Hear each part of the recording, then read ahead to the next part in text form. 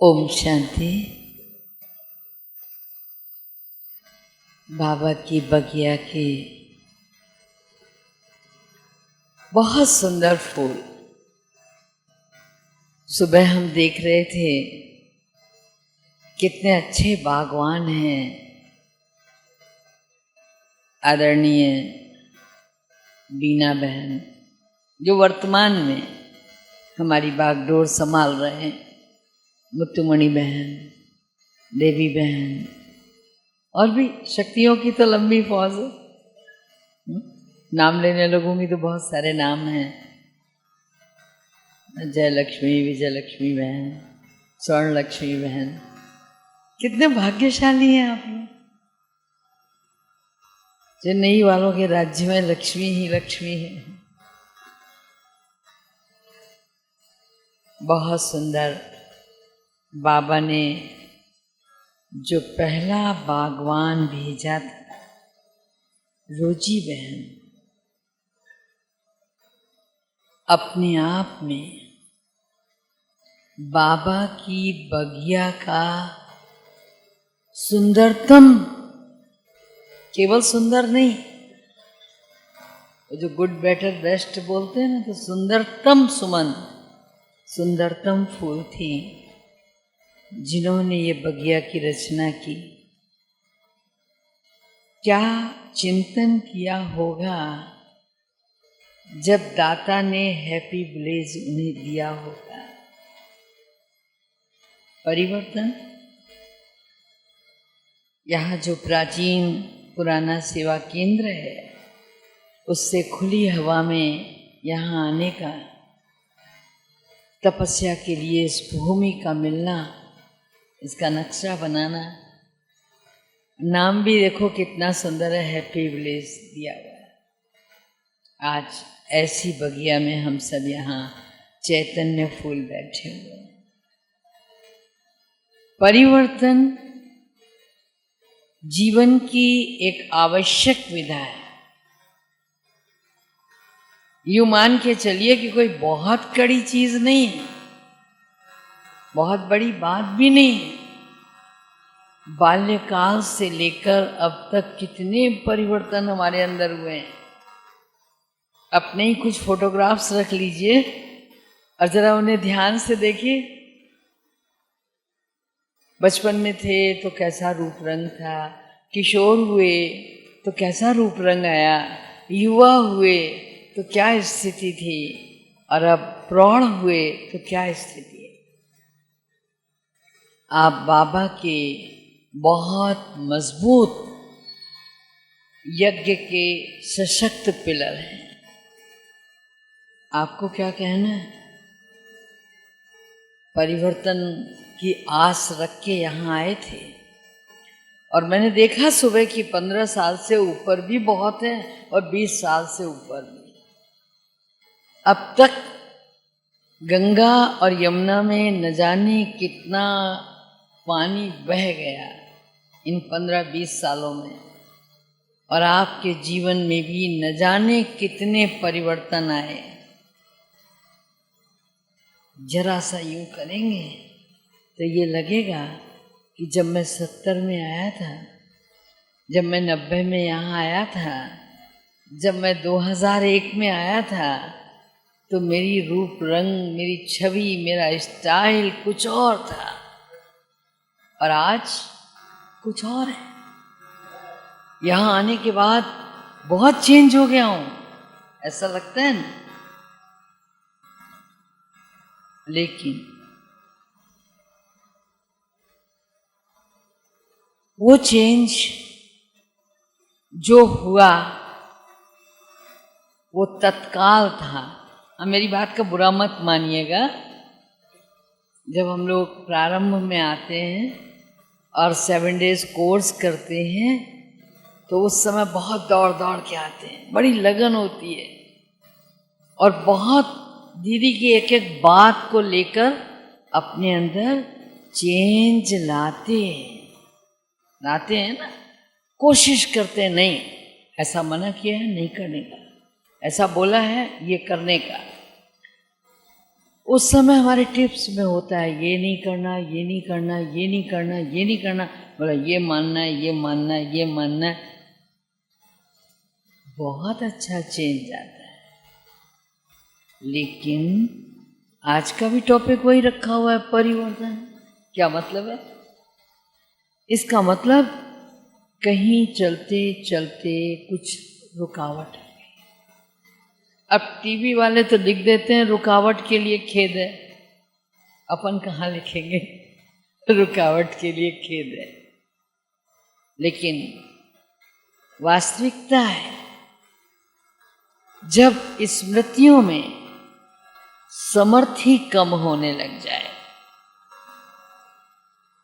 चिंतन कीजिएगा, स्मृतियों में समर्थी कम हो जाए तो जानते हो क्या होता है? क्या होता है? योग बहुत अच्छा नहीं लगता। हम ये कहते हैं कि हम योग में बैठते तो हैं, लेकिन जो पहले आनंद आता था वो अब नहीं आता। आजकल वो मज़ा नहीं आता जो पहले योग लगता था। अरे आते थे, क्या बात थी। रेड लाइट जलते ही अंदर कुछ होने लगता था। 5 मिनट लेट होते थे तो कुछ होने लगता था। लेकिन अब वो चीज़ नहीं रही। चेक करें क्यों नहीं रही? क्योंकि स्मृति ही समर्थी लाती है और हमारी स्मृति से समर्थी घट जाती है। और जब समर्थी घट जाती है तो सबसे पहले प्रवेशता हो जाती है किसकी? बॉडी कॉन्शियस की। ध्यान से सुनिएगा मेरी बात। मैं देह अहंकार की चर्चा नहीं कर रही हूँ, देह अभिमान की चर्चा भी नहीं कर रही हूँ। मैं चर्चा कर रही हूँ देह भान की। देह अभिमान को तो आप बहुत पीछे ना? कोई तिरुचिरापल्ली में छोड़ाया है, कोई मदुरई में छोड़ाया है, कोई औडियार में छोड़ाया है। मतलब देह अभिमान तो, अहंकार तो उसी दिन गया जिस दिन आए थे यहाँ। इस जगह हमने कदम रखे थे। अहंकार नहीं है। अभिमान से भी बड़ी मुक्ति है, फिर भी कभी कभी हो जाता है। लेकिन देह भान से मुक्ति नहीं। ये है समर्थ स्मृति का अभाव। मैं ये हूं, मैं जो चाहे वो कर सकता हूं। जो मेरे पास है वो किसी के पास नहीं है। खोज लें पूरे जोन में। हाँ, बीना बहन को बोल दो जो मेरे पास है। टेक्निकल माइंड हो, हाँ, मेरी पर्सनालिटी की क्या बात है। अरे कुछ पढ़ा लिखा हूं तब गवर्नमेंट ने मुझे इस पोस्ट पे रखा हुआ है। तो मेरे अंदर एक जो कॉन्शियस का आ जाना, बॉडी कॉन्शियस, देहभान, ये समर्थ देही अभिमानी के पद से कहीं नीचे ले आता है, थोड़ा सा कहीं नीचे ले आता है। ध्यान दीजिएगा। दूसरी बात, दृष्टि में जो अलौकिकता का संचार सदैव होना चाहिए वो नहीं रहता। कभी कभी दैहिक आकर्षण, कभी कभी बौद्धिक आकर्षण, दैट इज नॉट श्योर। ये कोई बात नहीं है कि मुझे कोई किसी की बहुत खूबसूरत पर्सनालिटी खींचती है। बहुत इंटेलेक्ट, बहुत बुद्धिमान, बहुत क्लेवर, बहुत शार्प, बहुत तेज रनिंग में, क्या बात है। तो जब कभी हम इन सब चीज़ों को देखते हैं तो ये भी तो कहीं अट्रैक्ट करती हैं और हमारी दृष्टि न चाहते हुए भी उस ओर चली जाती है। थोड़ा और नीचे आए। वृत्ति में जब अलौकिकता का अभाव होता है तो वृत्ति एक रस नहीं रहती, चंचल हो जाती। ये भी परिवर्तन मांगती। जो रस मिलना चाहिए निरंतर, जिसे बाबा कहता है आप अरे देवता बन गए, हर समय अतीन्द्रिय सुख, जिसको योगी कहता है अनहद नाद, जिसको पुराने प्राचीन ग्रंथों में कहा गया कुंडलिनी जागरण। वृत्ति से ही सब कुछ है ना। अपन को तो बाबा ने सरल सहज सहज सहज में सहज मनसा वाचा कर्मणा, हाँ ट्रांसलेशन तो हो रहा है ना, समझ में आ रहा होगा। मनसा वाचा कर्मणा करके सहज बांट दिया बाबा ने। तो वृत्ति अगर हमारी एक रस नहीं रही, वृत्ति कहीं चंचल हो गई, तो आनंद नहीं आएगा जो आना चाहिए। समर्थी का ना होना, दृष्टि का चला जाना कहीं कहीं, वृत्ति का चंचल हो जाना, संगठन का प्रभाव हो जाना, वातावरण वाइब्रेशन बहुत असर करते हैं। अभी आप यहाँ साधना के तपस्या के वातावरण में, अभी कहीं कोई महफिल में बैठ जाइए जहां कुछ बढ़िया चल रहा हो, कथक चल रहा हो, कुछ और चल रहा हो, संगीत संध्या चल रही है, आपने देखा होगा पैर स्वयं पदचाप देने लगते, हाथ तालियां बजाने लगते, नहीं बजाते तो यहां चलने लगता है कुछ। ये क्या है? वातावरण का प्रभाव। उसमें आपकी कोई गलती नहीं है, कॉमन है। कॉमन है, कॉमन इसलिए कह रही हूं कि जहां बहुत बहुत वीर रस हो, बड़े बैंड बाजे बज रहे हों, बड़े युद्ध की बातें हो रही हों। पहले होता था युद्ध में भी बैंड चलते थे, युद्ध के समय भी यशोगान चलता था, बहुत महिमा की जाती थी योद्धाओं की। और जब वो सब चलता था ना, तो जो कायर होता था, जिसको कभी तलवार उठाने का हिम्मत नहीं होता था, वो भी उठा के चल देता था कि चलो मैं भी चलता हूं। ठीक है, ये वातावरण का प्रभाव। तो जरूरी नहीं है कि कोई मतलब सामरिक वातावरण हो, संगीतमय वातावरण हो, दुनियावी वातावरण हो, इसके वाइब्रेशन अभी प्रभावित करते हैं कहीं। इसको कहते हैं संगठन का प्रभाव हम पर होना। और आगे बढ़े, बढ़े नहीं बढ़े, तो ये भी कभी कभी हमारे ऊपर होता है।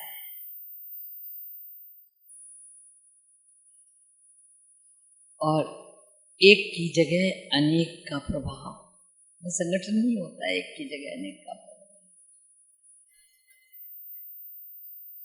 और इसी तरह से एक दो बातें हैं जो हमें निरंतर योगी बनने में बाधा, और हम इनमें परिवर्तन चाहते हैं। ये मैं वो बातें बता रही हूं, अपनी कुछ नहीं बता रही। यहाँ मेरे नाम से कुछ मत लिखना। ये दादी प्रकाशमणि जी ने एक बार कहा कि हम लोगों से जब आग्रह करते हैं तो निवेदन करते हैं, भाई जी 7 दिन का कोर्स कीजिए ना, 7 दिन का कोर्स कीजिए ना। तो जब हम उनसे 7 दिन के कोर्स की बात करते हैं तो दादी हंसी हंसी में कह रही थी, अरे खुद को भी तो 7 दिन का कोर्स कराओ। तो खुद को 7 दिन का कोर्स कराओ मतलब हमने तो कोर्स कर लिया। अरे हम बीके ऐसे ही थोड़ी लिखने लगे अपने आप को। तो वो कोर्स किया हमने, आत्मा परमात्मा, सृष्टि चक्र, परम धाम, कर्मों की गुह गति, वो कोर्स किया नहीं। समर्थी लाओ स्मृति में, अलौकिकता लाओ दृष्टि में, वृत्ति में वो भाव जगाओ, अतीन्द्रिय सुख वाले एक रस वृत्ति लाओ। संगठन में वातावरण का कोई प्रभाव हम पर ना हो, मैंने वो सब लाओ अपने अंदर, वो पाकीज़गी, वो नूर जो भगवान चाहता है। उसके लिए क्या करें, कैसे परिवर्तन लाएं? मुरली तो रोज सुनते हैं, और जब से ऑनलाइन हुई है तो कहने ही क्या, एक दिन में कई बार तो 7-7 मुरली सुनते हैं लोग। पूछो भाई आजकल आ नहीं रहे हो, क्या बात है? बोले अरे दीदी क्लास तो मैं रोज कर रहा हूं। बोला सुबह 6 बजे उठते ही आशा दीदी की मुरली सुन लेता हूं, बोला उसके बाद उषा दीदी की सुन लेता हूं, बोला उसके बाद वो चंडीगढ़ से आती है ना उनकी सुन लेता हूँ, बोला उसके बाद फला जगह से आती है ना उनकी सुन लेता हूँ। अरे वाह क्या बात है। लेकिन क्या उस मुरली से परिवर्तन आया? विचार करने वाली बात है। तो हमें आज आवश्यकता है अपने आप को 7 दिन का कोर्स कराने की। और ये कोर्स कराएं। दादी कह रही थी, मुझे याद है कि जैसे हैप्पी विलेज में बैठे हो ना, तो ऐसे 7 डेज हैप्पी कोर्स करा लो, 7 डेज पीस कोर्स करा लो, 7 डेज बिल्कुल साइलेंस में चले जाओ, 7 डेज में पावर्स का कोर्स करा लो। अपने आप शक्तियों का, गुणों का कोर्स करो, और ये देखो कि सब हैं या किसी चीज का अभाव है। 7-7 दिन नियति माना निश्चित कर लो, मुझे 7 दिन एक शक्ति पर मेहनत करनी है, परिश्रम करना है, और ये नहीं है ना मुझे लानी ही है। मास्टर सर्वशक्तिवान स्वमान को धारण करने के लिए 108 बार लिखना डायरी के पेज पर, वो इजी है, आसान है। लेकिन नहीं, मुझे तो बनना भी है ना, केवल लिखना नहीं है, मुझे मास्टर सर्वशक्तिवान बनना भी है। तो सारे दिन में, हर घंटे में जरा चेक तो करो, और चेक करने के बाद चेंज करो।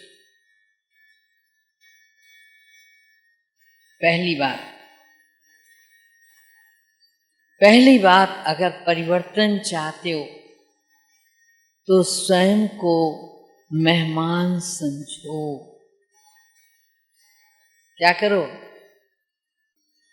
इस पुरानी और पराई दुनिया में हर पल स्वयं को मेहमान समझो। मेहमान कभी बिस्तर नहीं बिछाता। जैसे सुबह परिचय हो रहा था कि हमारे कोई भाई कहीं से आए हैं, कोई भाई कहीं से आए हैं, तो ये एहसास है कि 3 दिन के लिए ही तो जा रहे हैं वहाँ, 3 दिन के लिए ही हम यहाँ बैगेज लेके आए हैं। क्या फैलाना है? वहाँ से निकालो, वहीं डाल दो, इधर उधर नहीं होगा। तो इन 3 दिनों में हमें अपने आप को मेहमान समझना है या नहीं? अरे सारे संसार में स्वयं को मेहमान समझना है। जब हम सारे संसार में स्वयं को मेहमान समझेंगे तो विजय हमारा जन्म सिद्ध अधिकार है। हम दावा कर सकेंगे इस नश्वर संसार में विजयी बनना बहुत बड़ी बात, आसान नहीं। मुझे बार बार ये बात दिमाग में रहती है कि जब 11 वर्ष का वो वनवास मिला था ना पांडवों को, और जंगल में भटकते हुए बहुत प्यास लगी थी। आप सबने सुना होगा, पानी लेने के लिए एक सरोवर के पास गए और पानी के लिए हाथ लगाने लगे तो वहाँ रखवाली करता हुआ एक यक्ष था। कहानी है, उसने पूछना था मेरे प्रश्नों का उत्तर दो, फिर पानी को हाथ लगाना। तो जरा अहम होता है, मगरूरियत होती है, कौन होता है ये पानी से रोकने वाला, और प्यास लगी पहले पानी पी लूं फिर उत्तर दूंगा। इस तरह 4 पांडव अचेत हो गए, बेहोश हो गए। 5वें जब युधिष्ठिर आए तो वो भी पानी की ओर बढ़े, उनसे भी वही प्रश्न पूछा गया। यक्ष ने कहा, पहले हे धर्मराज मेरे प्रश्नों का उत्तर दो, उसके बाद पानी को हाथ लगाना। तुम्हारे ये जो 4 भाई बेहोश हैं, इसकी वजह मेरे प्रश्नों का उत्तर न देना। तुम्हारी भी यही दशा होगी, सोच लो। तो युधिष्ठिर ने कहा, अच्छा पूछो। पहला प्रश्न था, दुनिया में सबसे बड़ा आश्चर्य कौन सा है? कौन सा है? कि जो चीजें नश्वर हैं उनके प्रति इतना आकर्षण क्यों? कौन सी ऐसी बात? दुनिया का सबसे बड़ा आकर्षण कौन? उत्तर था, जो चीजें नश्वर हैं उनके प्रति आकर्षण। जन्म है, मृत्यु होगी, हर चीज संसार में नश्वर है, फिर भी मनुष्य। बाबा जो कहते हैं ना, बेहद का वैराग, शमशानी वैराग नहीं। तो ये शमशानी शब्द आया कहाँ से? क्षण मात्र के लिए, अल्पकालीन वैराग। अल्पकालीन वैराग नहीं चाहिए, हाँ, बेहद का वैराग। मेहमान समझो स्वयं। आए हैं, जाना है, कहाँ झुकाओ, कहाँ लगाओ, कहाँ अटकाओ, नहीं चाहिए।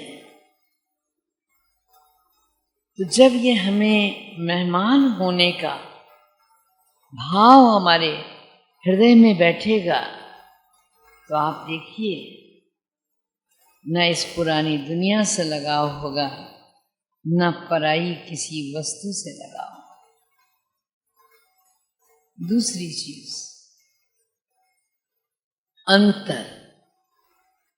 अंतर लौकिक और अलौकिक में, वस्तु में, वैभव में, स्थान में, व्यक्ति में, स्वभाव संस्कार में। एक बात केवल चिंतन करनी, जब भी कुछ खींच रहा हो तो उस समय सोचो अलौकिक और पारलौकिक जो भगवान बना रहा है, उसमें और इसमें कितना अंतर है। क्या मेरा ये संकल्प जो उठ रहा है ये अलौकिक है? क्या ये बोल अलौकिक है? क्या ये कर्म अलौकिक है? लौकिक और अलौकिक में बहुत बड़ा अंतर है। और जब हम इस अंतर को स्पष्ट समझ लेते हैं तो माया का कोई मंत्र काम नहीं करता। ये ध्यान रखना, केवल अंतर समझ लो। मनसा में जैसे ही संकल्प आता है तो देख लो किधर से आया है, माया की ओर से तो नहीं आया। क्या ये बाप समान संकल्प है? क्योंकि सुबह हमारी वो स्नेहमयी मुत्तुमणि बहन कह रही थी बार बार, बाप समान संपन्न बनना, समान भी बनना और संपन्न भी बनना। तो हर संकल्प उठाने के पहले हमारा चिंतन होना चाहिए, क्या ये संकल्प बाप समान है? विचार करके देखना। बाबा ने आज तक, जिनको 20 साल हो गए हों, 30 साल हो गए,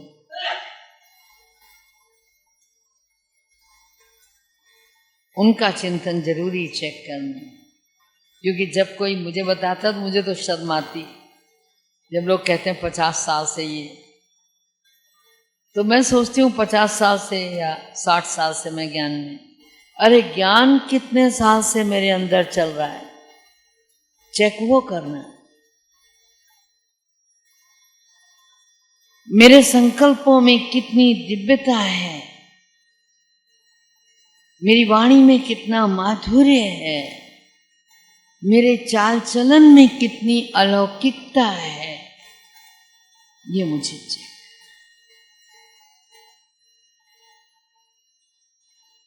और अगर मैंने चेक कर लिया, नो डाउट चेंज भी हो जाएगा, परिवर्तन होगा। फिर क्या नहीं होगा? कभी भी ये जो लंबी श्रृंखला है ना, किसकी? चोरों की, विकृतियों की, हाँ, जो हमारी दिव्यता का हनन करते हैं, जो हमारी अलौकिकता को हमसे चुरा लेते हैं, ये प्रवेश नहीं पाएंगे। अंतर याद रखें। संकल्प के उठते ही, मैं हमेशा कहती हूँ, तूफान जब आते हैं, हवाएं जब तेज चलती हैं, तो घर की गृहिणी और बच्चे क्या करते हैं? जल्दी जल्दी दरवाजे, विंडो, ये सब बंद करो, हाँ, डस्ट आ जाएगी। तो वो दरवाजे और वो विंडोज हम बंद कर देते हैं। दुनियावी आंधियां जब चलती हैं तो ये विंडोज, ये दरवाजे, ये कहाँ बंद होते हैं? ये दरवाजे, ये सब दरवाजे, विंडोज। जब दुनिया की आंधियां चलती हैं, कुछ इनसे अंदर डस्ट आती है, कुछ इनसे अंदर डस्ट आती है, कुछ यहाँ से डस्ट आती है, और वही डस्ट हमारी गाड़ी को, पुरुषार्थ की गाड़ी को हैवी कर देती है, लाइट नहीं रखती, चलने नहीं देती। जरूरत इनको बंद करने की, जो बाबा बार बार कहते हैं ना, अंतर्मुखी हो जाओ, चेंज लाओ, दृष्टि में रूहानियत लाओ। जब आत्मिक भाव हमारे अंदर हर समय रहेगा तो कोई दैहिक आकर्षण खींच ही नहीं पाएगा। अरे घर पे कुर्बान हो या घर में रहने वाले पे, क्या देख रहे हो? कहाँ देख रहे हो? ये तो बाहर की बिल्डिंगें हैं, कार्मिक अकाउंट हैं, अच्छा पैसा था तो बढ़िया, देखो हैप्पी विलेज बनाया। नहीं होता तो हमारी तरह छोटी सी झोपड़ी होती, क्या होता? ऐसे ही होता है ना। गांव में रहने वाला शहर में रहने की ख्वाहिश रखता है, शहर में रहने वाला सिविल लाइन में रहने की ख्वाहिश रखता है, लेकिन वो उतना पैसा चाहिए ना, ज़मीन चाहिए, बढ़िया बंगला चाहिए, कैसे? जब पैसा हो तब तो बने। सो लाइक दैट, कार्मिक अकाउंट की पूंजी होगी तब न बनेगा। चाहते तो हम भी हैं कि हमारा बंगला बहुत बढ़िया, हमारी मुत्तुमणि बहन थी, हमारी शांता बहन थी, रोजी बहन थी, एक से एक खूबसूरत नायाब भगवान के बगीचे का फूल थी। हम भी ऐसे होते, कैसे होते? हमने वो पूंजी इकट्ठी नहीं की। तो हमारी दृष्टि में रूहानियत, आत्मिक भाव कहना आसान है, आत्मवत् सर्वभूतेषु, लेकिन हर समय उस नजर से हर एक को देखना। जब हम देखना शुरू कर देंगे तो वाणी में अमृत सुधा बरसने लग जाएगी, मधुरता आ ही जाएगी। दृष्टि शुद्ध हुई, वृत्ति शुद्ध हुई, कृति अपने आप शुद्ध हो जाती है। तीसरी चीज, गुणगान करना, महिमा करना। किसकी? स्वयं की और उस परमपिता परमात्मा की। बहुत बड़ी चीज नहीं बता रहे हैं। बाबा ने एक बार मुरली में कहा था, रोज त्रिवेणी में स्नान करवा। ये नहीं कहना बहन जी क्या सुना रहे हैं। बाबा ने कहा था त्रिवेणी में रोज स्नान करो। अब मैं तो त्रिवेणी के तट पे रहती हूँ। इसका मतलब गंगा, यमुना, सरस्वती में स्नान करना नहीं। बाबा ने जो त्रिवेणी बताई, सुबह सुबह उठ करके, कौन सी त्रिवेणी में स्नान? आप सब करते हो पक्का, मुझे यकीन है करते हो। कौन सी? वाहरे बाबा, वाहरे ड्रामा और वाहरे मैं, है ना त्रिवेणी? तो वाहरे बाबा, कितना न शुक्रिया करूं, कितना न धन्यवाद दूं कि आपकी नजरें मुझ पर पड़ी। हाँ, बहुत से लोग रहते हैं चेन्नई में, लेकिन जब चेन्नई को खड़ा किया गया, कुछ भाई बहन खड़े हुए थे ना, फिर भी संख्या में ज्यादा है चेन्नई वाले, तो हम पर ही नजर पड़ी। अगर हमारे अपार्टमेंट में पड़ोसी पे पड़ी होती तो आज वो यहाँ बैठा होता, हम नहीं होते। वारे बाबा, अरे तूने मुझे चुना। वाहरे ड्रामा मेरा पार्ट था, वाहरे मैं, क्या भाग्य। तो रोज त्रिवेणी में स्नान करो, उस परमात्मा की महिमा करो। सुबह, दोपहर, शाम, साकार बाबा की वाणी हो और चाहे अव्यक्त वाणी, एक ही पाठ बार बार पक्का कराती हैं, मामेकम, मामेकम, मनमना भाव, मध्याजी भाव। सरल से सरल करने के लिए बाबा कह देता है, देखो 3 in 1 हो, मुझे याद करो। सरल से सरल करने के लिए सत्यम शिवम सुंदरम मैं ही हूं, मुझे याद करो। अरे कोटों में कोई और कोई में कोई, तुम्हें उद्धार करने वाला मैं ही हूं, मुझे याद करो। हथेली पर बहिष्ठ लेकर आने वाला मैं ही हूं, मुझे याद करो।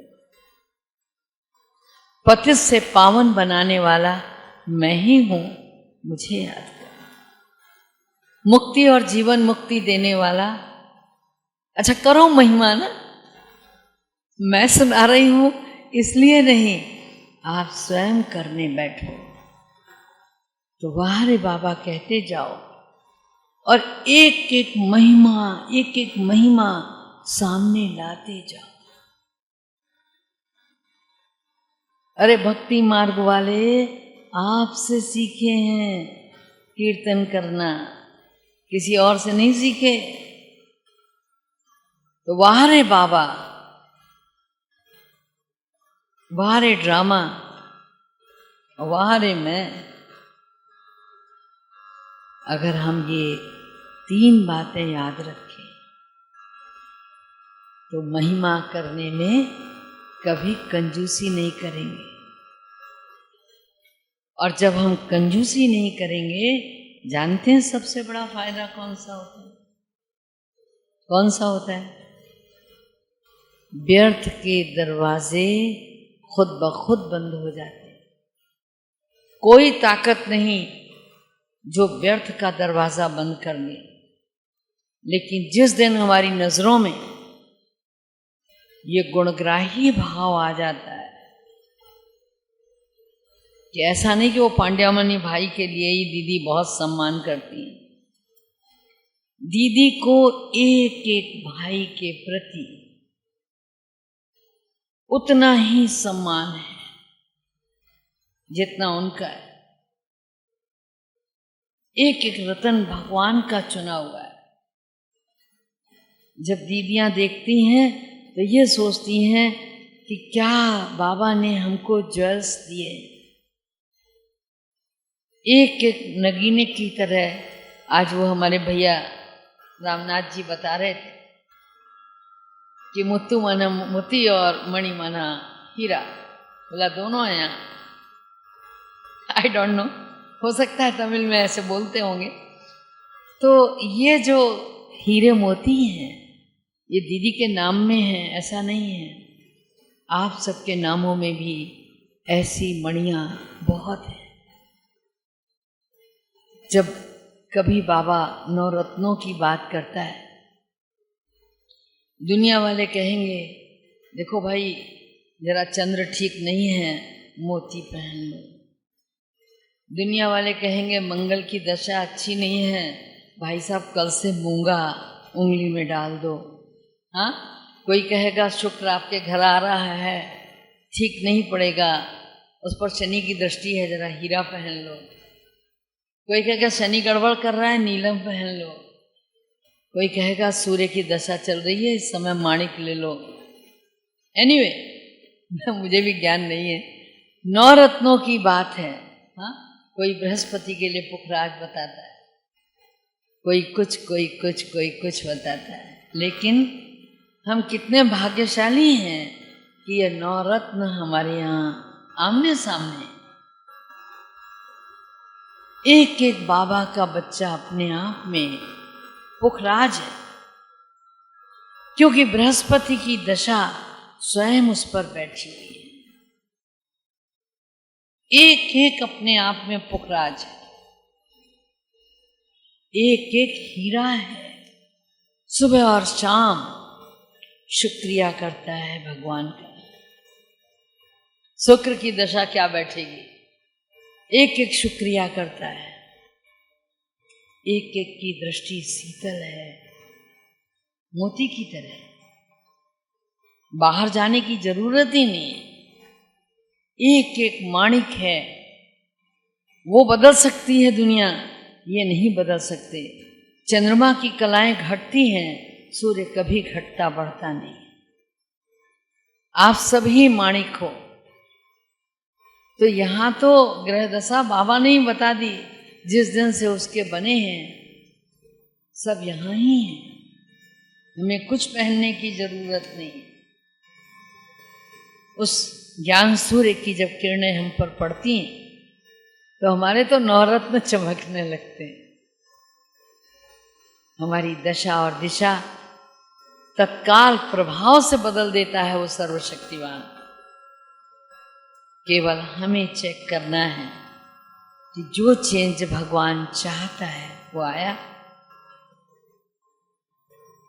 एक दिन मधुबन में तलाश कर रही थी कोई मिले क्लास कराने के लिए, तो उसको बिठा लूं शाम की क्लास में। और टॉपिक रखा था सोमान और सम्मान वाला, कोई मिल नहीं रहा। तो सारे पीछे लग गए कि अब आप ही बैठ जाओ, कोई मिल नहीं रहा है।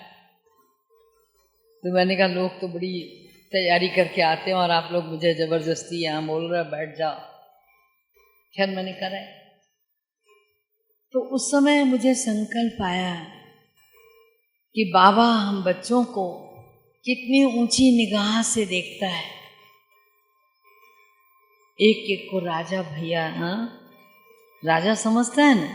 कहता है देखो कोई ऐसा बाप नहीं कि जिसका हर बच्चा राजा हो, लेकिन आप हर एक राजा हो। आपका हर एक का अपनी इंद्रियों पर अनुशासन है, आप राजा हो। कितने सम्मानों से श्रृंगारता है। कहता आप मेरे नूरे रतन, आप मेरे दिल तक नसीन। लेकिन जब चिंतन की गहराई में जाओ तो जो नूरे रतन होगा उसकी एक आंख में क्या होगा? करुणा होगी।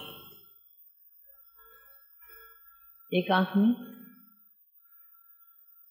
क्षमा होगी, तब वो मास्टर विश्व कल्याणकारी बन पाए।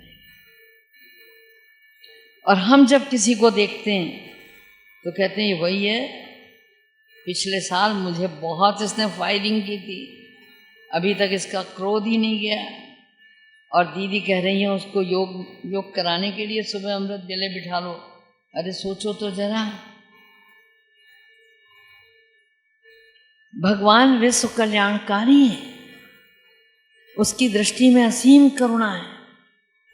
हम कहते हैं हम भगवान के नैनों का नूर है, हम में करुणा क्यों नहीं? अरे कभी किया था ना उसने, हम में वो क्षमा का भाव क्यों नहीं? तो क्या हम भगवान के नैनों के नूर कहलाने योग्य हैं?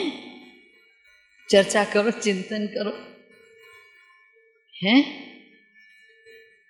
हमें अपनी दृष्टि में सबसे बड़ा परिवर्तन ये लाना है कि भगवान हमारी निगाहों से देख सके संसार,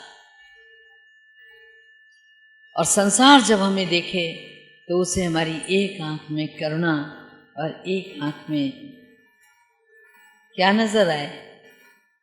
क्षमा नजर आए।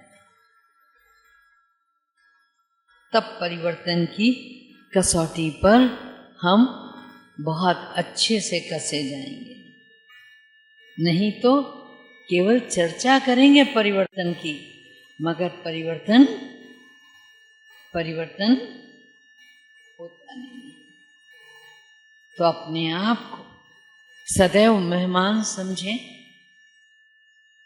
और अंतर को स्पष्ट समझें। वो अंतर लौकिक और अलौकिक में हो, वो अंतर कलयुग और सतयुग में हो, वो अंतर संगम युग का हो,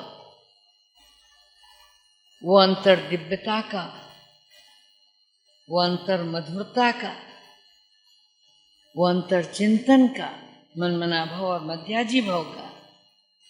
संकल्प वाणी और कर्म में क्या भाव है? भावना हो तो आनंद नहीं देगी, ये ध्यान रखना। तो परिवर्तन भावना तभी बदलेगी जब भाव बदलेगा। नजरें तभी बदलेंगे, नजारे तभी बदलेंगे जब नजरें बदलेंगी। चेंज लाना है, और चेंज तभी आएगा जब हम हर एक को उस नजर से देखेंगे। दीदी हमेशा कहा करती थी, अरे तुमने कभी उसे उस नजर से देखा जिस नजर से भगवान ने उसे चुना? तब अफसोस होता है कि उस आत्मा में इतना बड़ा गुण है, मैंने आज तक क्यों नहीं देखा। और ये बहुत बड़ी बात है कि अगर आप किसी के उस गुण को देख लो ना, जिस गुण से भगवान ने उसे चुना है, तो फिर आपको इतने गुण उसमें नजर आएंगे कि माला बन जाएगी। आप केवल एक गुण देख लो जिस नजर से भगवान ने उसे चुना।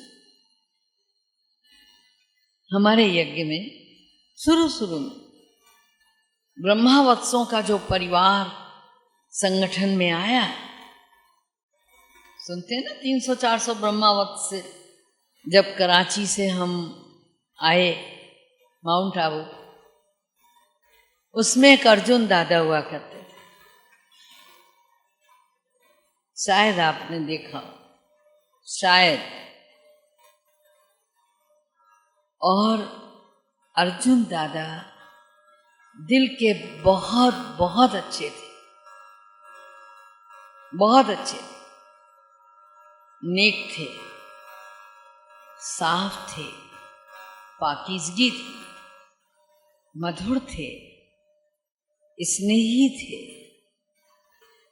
हर ब्रह्मावत्स की उन्हें पहचान थी, मगर दुनियावी लोगों की तरह बुद्धिमान और चतुर नहीं थे। बाबा ने कह के रखा था, कोई अर्जुन को 1 से 100 तक गिनती सिखा दे, चांदी का गिलास दूंगा। कोई नहीं ले पाया वो चांदी का गिलास, क्योंकि दादा ने सीखनी नहीं थी। अर्जुन दादा ने 1 से 100 तक गिनती नहीं सीखनी थी, लेकिन खाना और सोना भी नहीं था, बाबा के यज्ञ में सेवा करनी थी। तो उन्हें बड़ी छोटी छोटी सेवाएं दे दी गई थी। सुबह सुबह अमृत बेले उठ करके गाय का जो दूध आता था उसका मक्खन निकालने का काम वही कर, ये ड्यूटी थी उनकी। मैंने अपनी आंखों से देखा है कि जब दादी जाने वाली हो, आंगन में लोग बैठे हों, एक एक से पूछते थे, क्यों बैठे हुए हैं, क्या बात, आज दादी जा रही है, कहाँ जा रही है? तो सबसे पहले आके बैठ जाते थे अपना काम निपटा के, आज दादी जा रही है, आज दादी जा रही है। और हर एक को कहते थे, चलो आंगन में, आज दादी जा रही है, दादी की विदाई करनी। और जिस दिन दादी आने वाली हो, उस दिन जहाँ टोल टैक्स मिलता है ना, उस समय हम लोग टोल टैक्स शब्द नहीं बोलते थे, आड़ा लकड़ा बोलते थे कि आड़े लकड़े पे। तो अर्जुन दादा को कोई झूठ में भी बोल दे ना कि आज दादी आने वाली है, तो सुबह से जाके वो आड़े लकड़े पे बैठ जाते थे, आज दादी आने वाली। तो भंडारी दादी, भोली भंडारी माना जो भोजन बनवाते थे, एक भूरी दादी थी जो भोजन सर्व करते थे, खिलाते थे। तो जब वो देखते थे कि आज अर्जुन दादा नहीं है खाना खाने में, कहाँ गया है, तब पता पड़ता था कि आज किसी ने उन्हें बोल दिया कि दादी आने वाली है, तो आड़े लकड़े पे बैठे। इतने दिल के भोले थे, वहां से लाए जाते थे। तो बाबा ने चुना, कुछ तो देखा होगा उस अर्जुन में, कुछ तो देखा होगा। और अगर हम सब होते तो कहते, क्या खाम खा इनको भी ले आए कराची से, हाँ, ये तो किसी काम की नहीं। तो भगवान ने जिसको भी देखा, उसके अंदर कोई गुण जरूर देखा, कोई विशेषता जरूर देखी। और हम इन नेत्रों से जब उस गुण को देख लेंगे, उस विशेषता को देख लेंगे, क्या बात है, उस दिन से हम गुणग्राही बन जाएंगे। और जब गुणग्राही बन जाएंगे तो व्यर्थ के दरवाजे बंद हो जाएंगे। हम ब्राह्मणों की दृष्टि में संगम युगी दृष्टि है ना, कोई कलयुग का जब किचड़ा हमको दिखाता है तो हम कहते हैं, क्यों देख रहे हो, दुनिया में ही किचड़ा है, ये बाहर का किचड़ा क्या देख रहे, ये तो नगर निगम वाले आएंगे उठा ले जाएं, लेकिन अंदर का किचड़ा देखो ना, हर जगह फैला हुआ है। तो उसको भी देखने की जरूरत नहीं, क्योंकि हम तो संगम पे खड़े हैं। हमें तो बाबा ने ये सफेदी दे दी है, जो देखना है इस सफेदी को देखो, अपने फरिश्ता स्वरूप को देखो। जब फरिश्ता स्वरूप को देखोगे तो उड़ते रहोगे, उड़ाते रहोगे। एक बहुत बड़ा परिवर्तन आप में आएगा, और वो बहुत बड़ा परिवर्तन हमें लाना है, इस भट्टी में लाना ही है। कुछ भी हो जाए, जब हम अपने अंदर इन बातों को ले आएंगे तो निश्चित मान लो हमारी दुनिया बदल जाएगी, हमारी नज़रें बदल जाएंगी, हमारा नज़रिया बदल जाएगा, हमारे भाव बदल जाएंगे, हमारी भावना बदल जाएगी और हम निरंतर योगी बन जाएंगे। हमको निरंतर योगी बनना। हमें ये नहीं कहना है हम गए तो थे, हम बैठे तो थे, मगर योग लगा नहीं। सवाल ये है क्यों नहीं लगा, क्यों नहीं लगा, क्या बात है? तो हम अपने आप को चेक करें और चेंज होगा डेट श्योर। वक्त बहुत कम रह गया है, अब हमको चेंज होना ही होना है। अगर कदम से कदम मिलाकर चलना है तो ठीक है। ओम शांति।